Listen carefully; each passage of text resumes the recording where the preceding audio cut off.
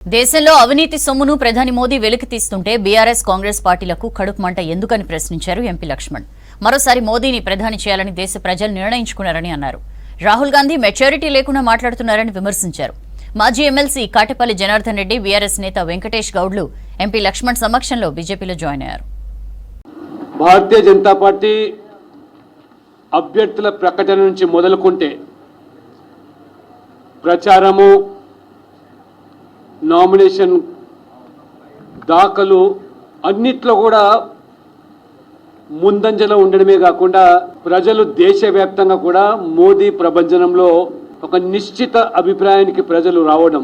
ఈ జరుగుతున్న ఎన్నికలు దేశం కోసం జరుగుతున్న ఎన్నికలు.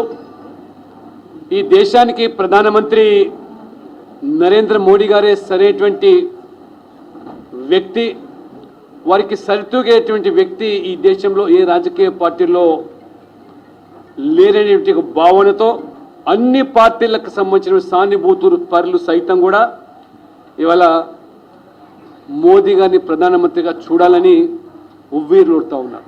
చూస్తూ ఉంటే